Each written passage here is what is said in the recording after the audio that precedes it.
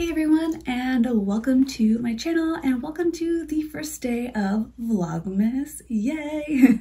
It's my first time doing it. I'm really excited to try it out. This is a relatively new channel, so I'm really just kind of exploring a bunch of different things and I want to take you all along with me. So look forward to a month of crafty, thrifty things, thrift with me's, DIYs, vlogging my, different projects, my sewing, my knitting works in progress, sewing works in progress, sewing plans, knitting plans, all of that fun stuff. I'm really excited to share all the behind the scenes with you and take you along with me. If you are new here and you are not yet subscribed, I would love if you did subscribe. Also, my cat is, I just gave her some catnip to appease her and now she's going crazy. But anyways, if you are new here, I would love if you subscribe to stay up to date on my Vlogmas journey. I'm not sure if I already mentioned it. Did I mention it? We're going to be posting every other day in December. So there it is. Hit the notification bell if you want to get notified every time one of those videos come up.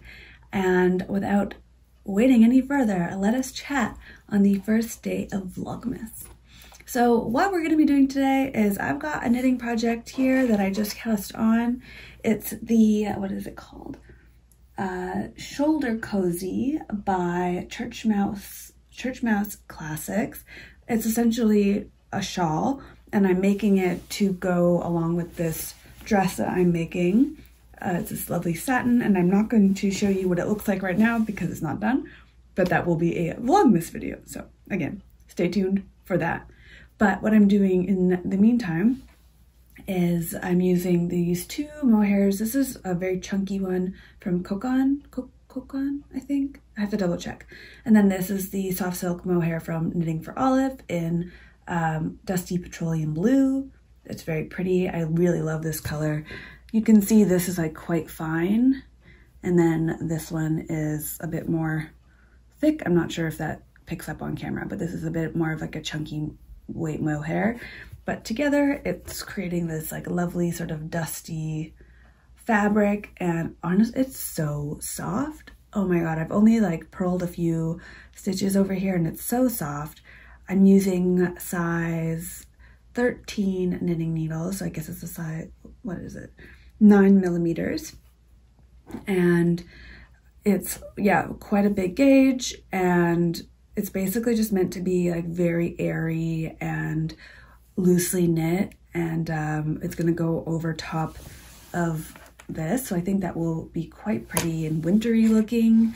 So I'm very excited to have that all done. And the wedding that I'm attending, this is for a wedding guest outfit. The wedding is on Friday, but according to the instructions, I should be able to knit this up in an evening. But it's daytime, so we'll see if I can finish it today or tomorrow. That would be very nice. Yeah, and so I'm going to be knitting this while I chat with you, and I'm going to be answering some questions from a Q&A on my Instagram.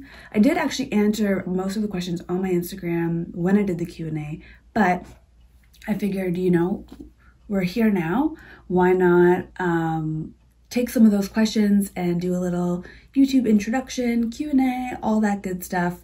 And yeah, I think this is a good opportunity on the first day of Vlogmas for anyone who might be just tuning in, and also those who've been here for a little while, just to get to know a little bit about me and this channel and what I do and all that good stuff. So I'm gonna keep purling along here, but I'm gonna first untangle this.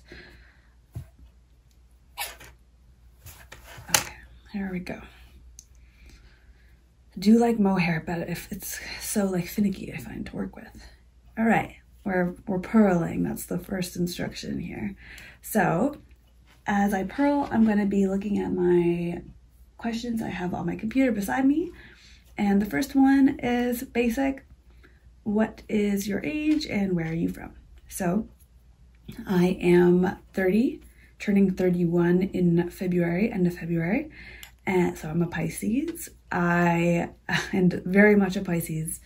If you know me, my chart is very watery, but I don't focus too much on astrology. I just think it's fun to look at. So I am turning 31. I'm from Toronto, but I'm actually moving out of Toronto and into Montreal in 3 months. So if you've seen some of my videos before, you may or may not realize that this is a different background. I'm not in my last apartment. I have moved, and we're currently staying with my partner's parents for 3 months while we wait to get our new home in Montreal. So I'm very excited to move into that spot. But for now, it's really cozy to be here. We've got my cat here. I'm in the room that I actually learned how to sew in because we lived here during the pandemic as well, or during the beginning part of the pandemic. So we're in a really sweet little spot in Toronto, and it's going to be really comfy here until we move to Montreal.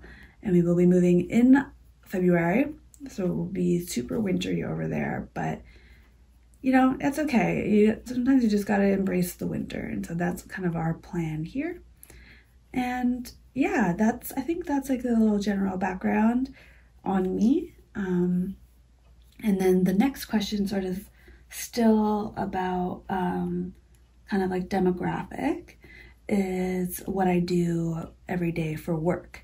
And so that's, I guess, like a bit of a story in itself. I learned how to sew just before the pandemic in 2020. My partner gifted me a sewing class from the Workroom in Toronto. Highly recommend it. And so I loved that class. Initially, I wanted to learn how to sew because I was selling vintage and I thought it might be fun to learn some upcycling and stuff like that. But then once I started to sew, I realized that I actually loved creating things from scratch and from, just like flat textiles and making them 3D and, fit my body and exploring techniques and all of that. And I found it a little bit easier to create something from a blank canvas than something that already existed, like in thrifting and upcycling and thrift flips, stuff like that. So while I think that's really cool, I haven't done a lot of I've got a knot here. Well, I think it's awesome to do thrift flips. I haven't explored that a ton because I've actually just really been enjoying honing in on my sewing skills and kind of letting that lead the way. So yeah, that was sort of, where did that come from? Oh, what do I do for work? Yes. So while we moved here during the pandemic, or just before the pandemic, I was working as a marketing manager at a charity, at a nonprofit in Toronto, and I ended up getting laid off from that job. And then about a year later, I got hired as a content writer for a green startup, a sustainability startup, which honestly felt like my dream job in a lot of ways. And I always thought I would love marketing, or I would love content, I would love writing if I was doing it for an organization that I really cared about. And I did care about what they did a lot, but I was starting to notice that things weren't working out for me there. I was a little bored and I was frustrated. I love writing, but I was having a really hard time just doing that every day, 9 to 5, same old grind.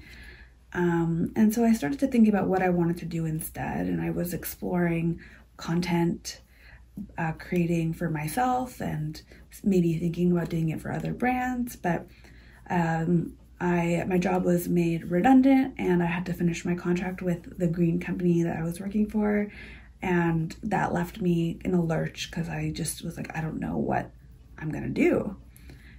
And the answer was pretty obvious to me. I really loved freelancing. I tried it a little bit in the year off in between jobs, but I didn't know how to make it work. And then things just kind of started to fall into place. I was, contracts that didn't work out my first time around all of a sudden pulled through for me. So I was working, you know, part-time. I emailed a local fabric store, to an independent fabric store, to see if they needed any help, and she did.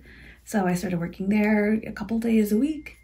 Oh, sorry, I'm getting a text message. So I started doing that a couple days a week, which was also really, you know, really fun. I started to work with fabric. I then started to reach out to brands and explore doing sewing content for them, and that's actually been working out. So that's been a part of my income. I've been doing this YouTube channel and hoping that I can monetize it and make this a part of my revenue.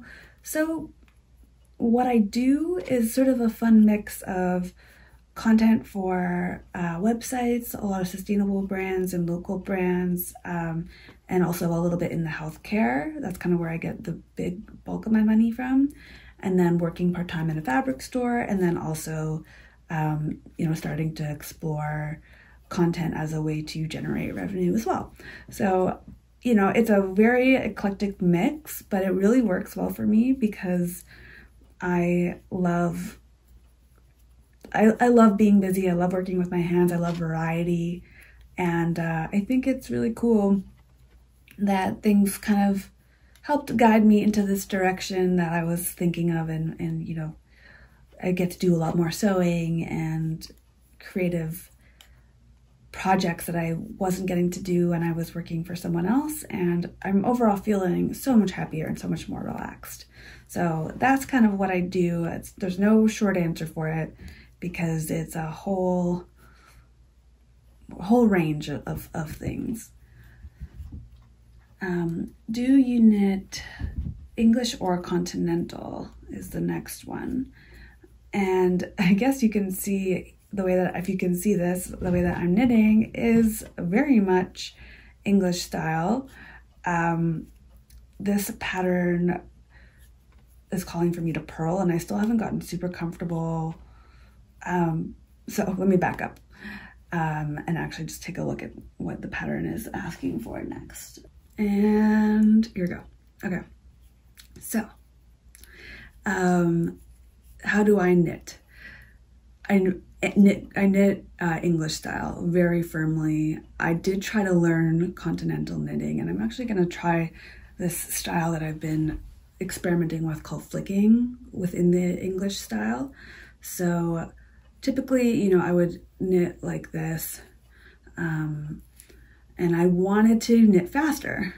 And, you know, everyone says if you're going to knit faster, knit continental. And I just found it was really slowing me down. I was like, what's the point of knitting faster if I have to like knit slower to begin with? And it also made me think about like why I wanted to knit faster and all of that stuff. So I ended up deciding to slow it down and go towards just like maybe knitting my English style a little bit faster, because English has always it's always felt really comfy in my hands.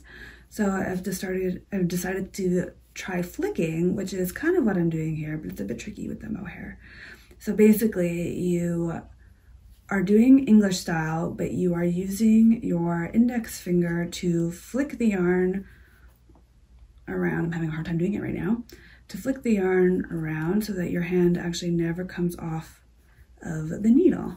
So it's kind of like what you're doing with continental, but with your right hand. And I think it's, you know, it's not actually working that well for me with this yarn, but I did get pretty comfy with my last project doing it. So yes, all my answers are not short form today. We are very rambly, but English style knitting is the kind of knitting that I do while we dabble in flicking. I apologize if I'm looking up and down from the camera. I have never worked just with mohair before, and it's quite an adventure, truthfully. I've always mixed it with another yarn, and even then I'm not that familiar with doing that either. Okay, let me go to the next question over here. Do you have anyone in your family who knits, sews, crochets, etc.? Yes, so I did learn how to knit and crochet when I was a child. My grandmother, my Italian grandmother, so my nonna, is a really wonderful knitter and crocheter. She makes these beautiful baby sweaters and beautiful hats, and she's so creative, and I've always loved watching her, and she still does it even though she's got quite arthritic hands. She just loves it.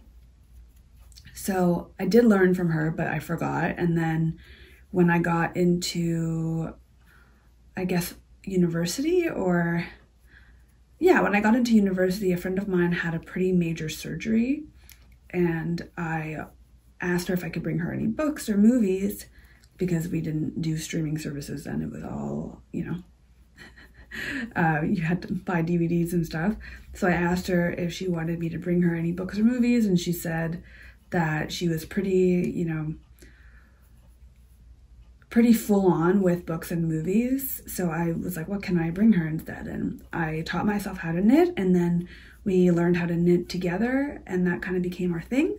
And we lived together in university, and we continued to both knit, and I have been doing it since then. So it's been just under 10 years, I would say I've been knitting, but not consistently for that time. I've always kind of just done hats and scarves, and even then like cast on more than I completed, never really completed stuff. My yarn stash was always a mess, a mix of partially completed projects and all of that stuff. And it was only once I started sewing that I started to actually complete projects and get a sense for what it felt like to complete projects. And then I completed my first sweater and was hooked after that. So I got back into knitting and have been knitting garments ever since. So sewing kind of helped me get back into my love of knitting.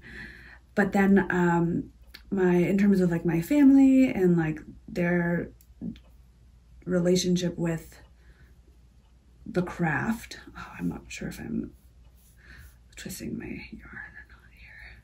Hopefully not. My family, both of my grandmothers sewed. I have my Nonna's sewing box, and my Oma, who's Austrian, she also sewed a lot when she was younger and knit, and she doesn't do so much of that anymore, but we talk about sewing and knitting, and she really loves my passion for it. And my grandmother's sister was a seamstress, and her husband was a tailor, and they ran a business for a very long time. Dropped my yarn. It's okay, keeping going. So yeah, it's kind of in the family, but I learned through online resources and a class at the workroom to get me started, and have just kind of been learning from others and teaching myself all along the way. I saw someone recently on Instagram say that they don't identify as self-taught because they're always learning. Oh, that's the other yarn ball. That's okay. They don't identify as self-taught because they're always learning from other people, and I really liked that sentiment. And I really was identifying with self-taught, but I like the notion of just acknowledging that other people have kind of helped me along the way to get here. So yeah. Next one, favorite project that you've worked on. I'm actually wearing them currently. These overalls are my Jenny overalls from Closet Core Patterns, and they are my favorite and most flawed item. They're kind of falling apart and I have to mend them a bit, but I wear them so much, and I definitely like have a lot of wonky seams, and that's kind of why they're falling apart, because the seam allowance was a bit too scant, or at least I made the seam allowance too scant. The seam allowance in the instructions is the proper seam allowance. So yeah, I really love these overalls. They were my favorite sewn garment. And then my favorite knit garment is my Claude sweater, which is like, it was the first big sweater project that I finished. I had knit with chunky yarn before and made a couple sweaters, but I didn't really like how they turned out, and I actually frogged one of them. And then for the Claude sweater, it was my first time knitting with smaller needles, so size 3, I believe, the whole way, or most of the way, maybe a bit more, 4. Anyways, doesn't matter. But knitting with smaller needles, so not like size 10 and up. And I really got the feeling of what it was like to finish a big knitting project. And I honestly didn't think that I would finish it because I never did, but I loved it. It was the first time knitting a project in pieces, so the 4 pieces that you then seam together, and it was so cool to see it go from being flat to being a 3D sweater. And it's the softest sweater. I love it. It fits me perfectly. I didn't even expect it to fit properly at all because I wasn't familiar with, you know, I had done raglan style before, so you can kind of try it on as you go and make sure it fits. But with this sweater, I had, you know, you don't really know until the very end and you kind of hope for the best. So yeah, those are my favorite 2 projects, I would say. The both of them are really valuable and have a lot of meaning to me. So yeah, I'm just gonna finish this row here and then I'll go on to the next question. I worry that I twisted the yarn. Okay, next question. Most ambitious future project. I would love to do a fully lined wool coat, or a trench coat, something just so luxurious, beautiful fabric, beautiful lining, beautiful, like all the details with the buttons and the collar and the belt and the length and the everything. I want to do the whole thing. So I think that's probably my most ambitious. And then maybe a wedding dress down the line, but I would imagine the trench coat would come first, which is fine. Yeah, trench coat. I don't know what pattern I would use. Trench coat or wool coat. We'll put those kind of in the same category. I would love to do I would love to learn more about tailoring actually, so I could make a tailored overcoat. That would be really sick. Maybe I will invest in that in the future. So I think that would be really satisfying. Okay, what's next? Where do you buy fabric? I thrift a lot of my fabrics and I have had a lot of luck doing that. As I mentioned, I thrifted this satin and then I've also thrifted this fleece. And there's, I think, 3 meters of that fleece. And so I'm gonna do a set from that, which I'm really happy and excited to do because I've recently explored working with knits and I love it. I also buy fabric from Riverside Fabrics, which is a fabric store that I work at in Toronto. I purchase from Blackbird Fabrics as well. I've purchased from Simplify Fabrics. I've purchased from Club Tissu or the Fabric Club. That's the English version. Club Tissu is their French website based in Montreal, or just outside Montreal. So I've explored buying fabric from a bunch of different places. I've gone to a few stores in Toronto, one being Fabric, which is a very, very big one. So yeah, I wouldn't say there's a ton of different variety. Sometimes I'll I've looked on Etsy, but I haven't ever bought anything from Etsy. I kind of try to stick with what's local where I can. I like Simplify Fabric because it's very earth friendly. Oh, You Knit is also where I get yarn and fabric from. The Knitting Loft is where I get some yarn from, as well as Knit-O-Matic. And the Yarn Guy in Toronto. These are all Toronto places. So I try to keep it local. I also do really love going in to look at yarn. Fabric, I don't mind looking up fabric online. I actually find it a bit easier and a bit more organized that way. But yarn, it is nice to see it in person, especially if you're trying to, mix yarns from different brands, and sometimes it just helps to see the texture and the weight and the finish and all that stuff. So yeah, I'd say a variety of places, but I'll link everything that I mentioned in the notes.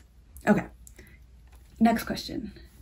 Do you listen to music when you knit or sew? Typically no. While I knit, I love watching knitting podcasts or TV shows. That's kind of a go-to for me. Knitting podcasts I like because they're visual still, like the ones on YouTube are the ones I listen to. But for sewing, I usually sew quietly. I don't listen to anything. Or I will put on the Love to Sew podcast, which is a favorite for me. So I would say either like quiet, maybe some music, sometimes Taylor Swift if I'm feeling like I need to be pumped up, but generally quiet while I'm sewing.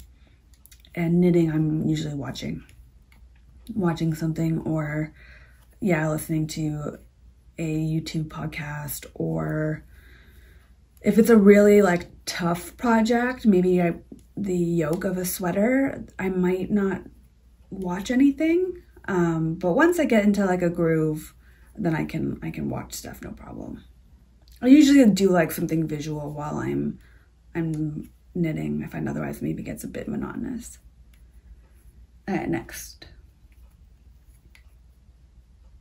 How do you decide what to make next? So I do try to have a plan. Sometimes it's a combination of planning.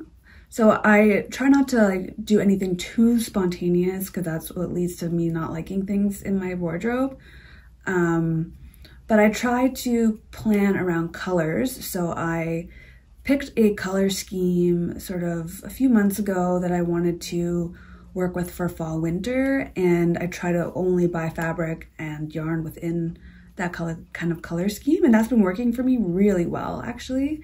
I've been making pieces that really work well together with my style and kind of come together to create a closet of things that are cohesive and work together, and it's really cool to see that kind of all happen. And then the next thing, I guess, is I also keep in mind that sometimes I just want like a quick project. So like, for example, this is actually a quick project that I just decided on. I wasn't sure if I was gonna have time to make it, and then I figured I could get started while I did this video, so kind of multitasking. But I also know I'm gonna wear it because I am making it to go with something that exists, like the slip dress I'm making. So it's a combination of projects that are gonna take a lot of time, and projects that, you know, are like a turtleneck that can be done in an hour or so, and, you know, fulfill that creative need, and also like that satisfaction of like making something and having a finished project, as well as those longer term projects that are fun to pick away at slowly, and when you're done, you just have this really gorgeous finished project. So a combination, I would say. What have you learned about your style as you sew? I'll also include knitting in this. And I touched on it just in this last question, but honestly, what I've learned about through making my own garments is how much picking my own fabrics and picking my own fit has, you know, when you buy something, you kind of just like, you grab what looks nice to you and you try it on, and if it fits, then you buy it, and if it doesn't, then you leave it. But with sewing, you can't just pick up something, you know, and you really have to think about it. You have to think about, okay, is this just like a trendy item that I'm gonna make? Is this just like a trending pattern? Or is this something that I need? Is this within my skill set? You know, hunting down the fabrics, it all, like, when I first started sewing, I wasn't really making things I liked all that much.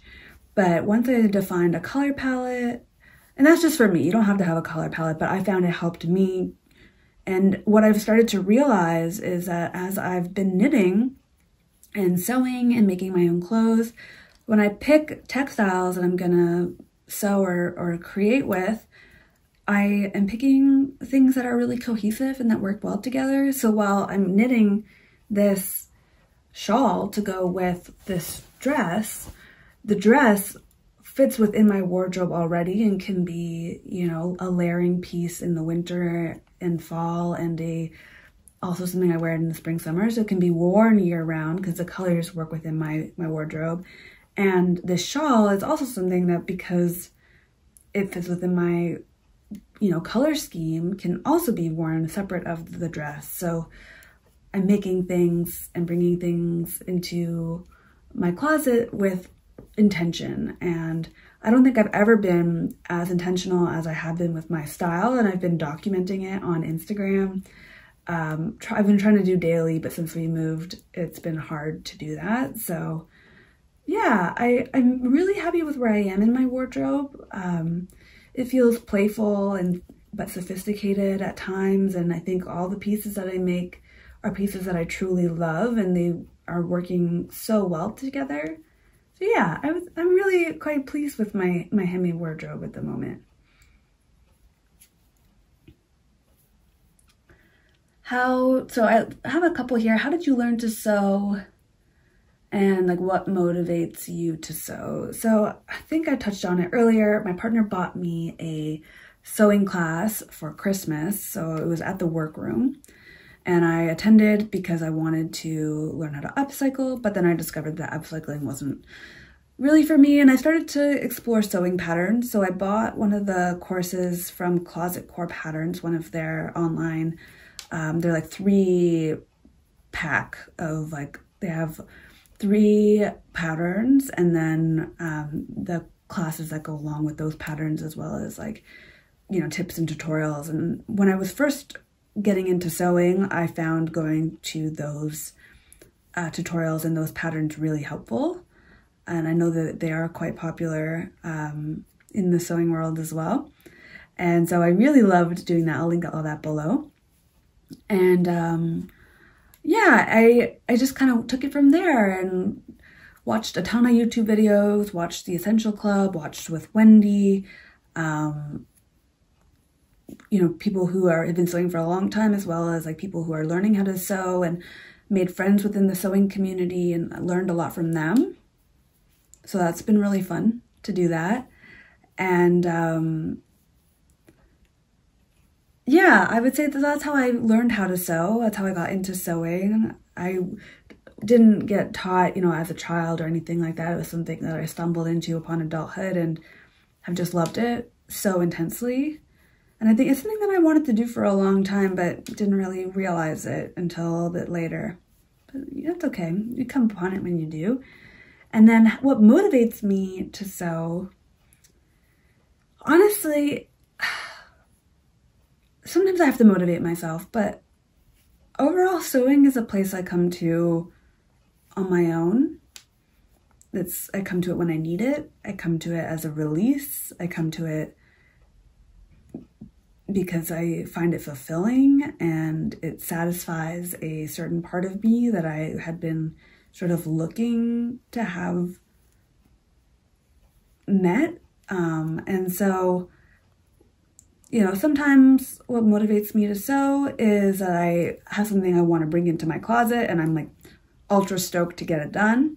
But sometimes it's the meditation of it.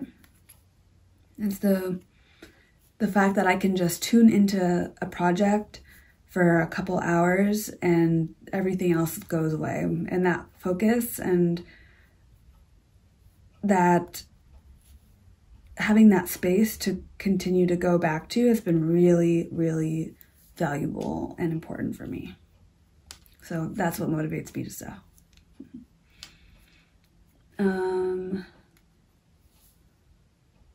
What is your favorite platform to post on? I really like making these videos for YouTube, even though the progress has been a bit slower. That's okay. I really love TikTok. I think the community on TikTok is amazing. I love how you can reach so many people on TikTok. All my videos get a lot of comments and engagement. People are so curious and funny. I love that. But I do love the community on Instagram, and I found that, you know, I've really met people who I've formed like meaningful relationships with on Instagram. So that feels really good. And then kind of going off of that,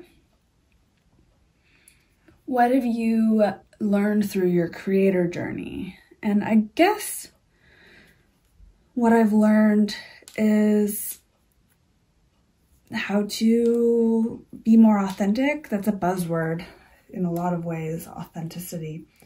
But, you know, when I first started sharing, I felt like, what could I possibly have to share? Why would people watch me? Why would people, you know, I'm not the most skilled in sewing. I can't really teach people anything. I'm still learning myself. But I learned that sharing and building community is why I've loved it so much. And you know, I've found, even though I don't know a ton of people in real life who share these interests, I've found a whole community online, and having that community, especially in a time of extreme isolation like the pandemic, has just been such a blessing for me. And so yeah, I would say the biggest thing I've learned is just to embrace being my most authentic self. And that's in, like, you know, the way that I share my content, and also what I create for myself, what I sew, what I knit, how I speak, how I think about creating content. And then I've also learned how much of a community there is, and how you can have meaningful connections and relationships